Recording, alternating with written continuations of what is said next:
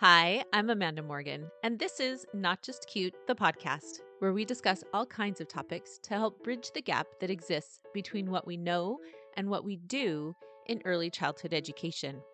We're starting conversations with academics, authors, decision makers, educators, and parents so that together we can improve the quality of early childhood education, while at the same time protecting and respecting the childhood experience.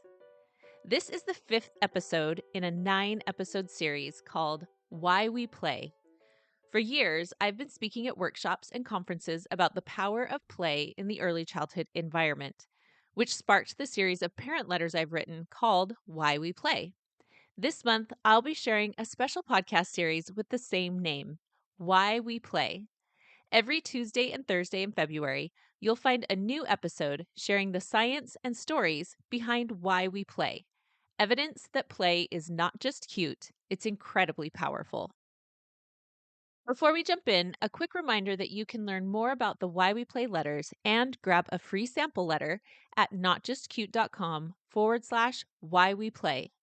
These letters will help you jumpstart important conversations in your learning community about the importance and power of play in your early childhood setting. People don't value what they don't understand. If you want to help parents and colleagues understand the value of play, the Why We Play letters are a fantastic tool to help you meet that goal. You can find this episode's show notes, which are always full of links, tidbits, and resources, at notjustcute.com/podcast/episode 66. If you're looking for research-based evidence to support play, you'll find the pieces I referenced today linked there. The next few episodes in this series will be a little bit shorter, but packed with play.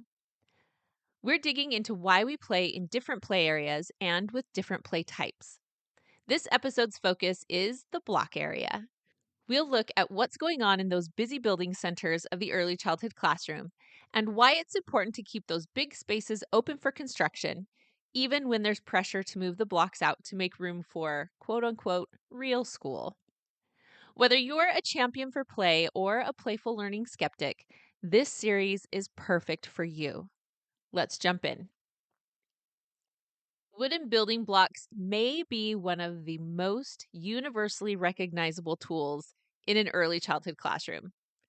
Even with all the advances in technology today, these classic toys, which were introduced as unit blocks over 100 years ago, are still going strong. Don't underestimate the simple nature of a collection of rectangles, squares, and triangles made out of what look like scraps of hardwood maple. When children play with construction toys, which can include these ever-present unit blocks, of course, but also other open-ended building toys like Legos and magnet tiles or bristle blocks, architectural blocks, really anything that children build with. When they're engaged in this type of play, they get hands-on experience that simply can't be replaced by our high-tech virtual imitations. Let's break down a few of the more powerful learning opportunities that are happening in the block area. Early geometry and spatial reasoning skills are perhaps the most obvious. Children get literal hands-on experience with different shapes and their relationships to one another. 2 triangles can make a square, 2 squares can make a rectangle. They sort these shapes as they put them away on the shelf, and they keep mental inventories as they construct their own creations. And of course, as they survey their friend's structure and inevitably point out that they have exactly 4 of the pieces that they want to build with next. As children build, they're also constructing abstract geometric concepts as they flip and rotate. They're making these abstract concepts very concrete as they literally get hands-on and manipulate the blocks to fit pieces together in new ways. As they do, they also get practice with the spatial language that's associated with those movements. Above, below, rotate, next to, on top of, behind. These can be really tricky concepts, but they become less tricky when they're meaningfully experienced. Moving these blocks around, whether they are big or small, gets those motor skills engaged. So think of the precise fine motor control needed to fit together tiny Lego pieces, or to put the final triangle on top of a slightly swaying tower.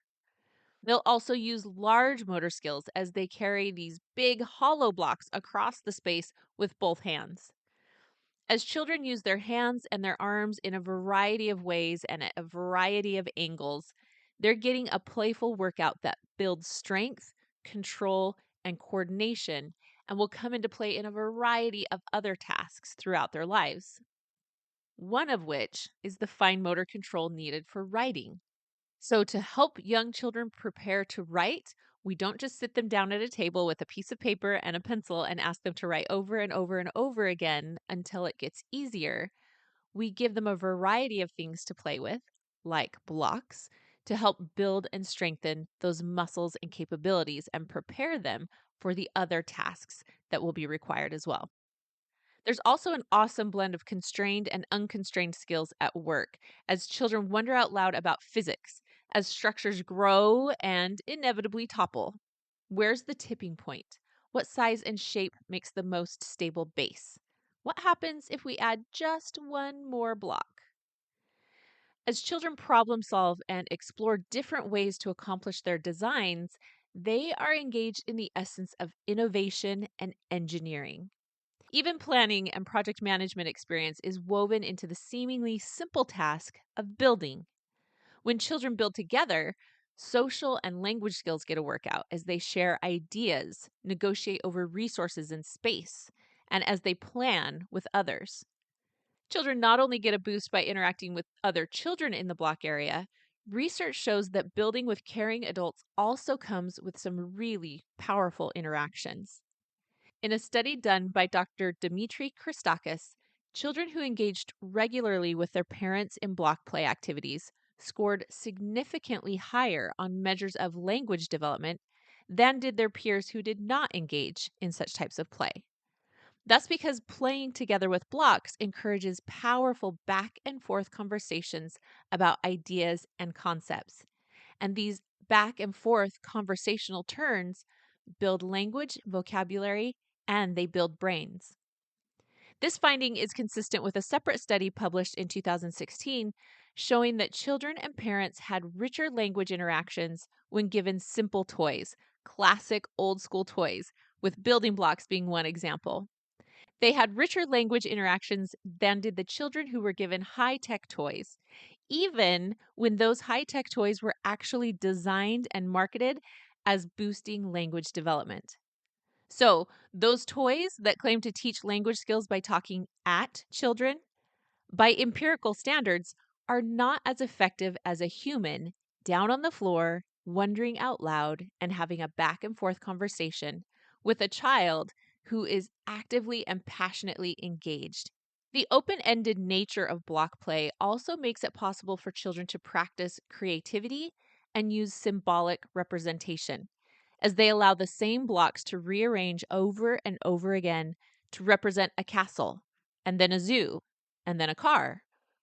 This concept of symbolic representation and the ability to rearrange those same symbols to create new meaning is connected to the roots of reading.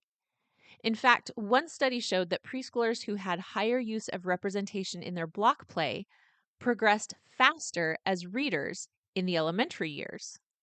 So they were building that foundation as they were building with blocks.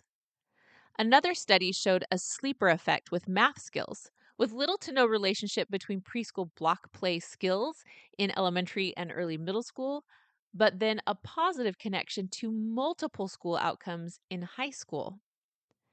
The symbolic play afforded by open ended blocks can also be a therapeutic emotional outlet. When blocks can become anything, they often take on the parts of the world children are trying to understand. This big world can make them feel small and with little control. But in a block world, the child is a giant, almost like a god as they create, destroy, and control.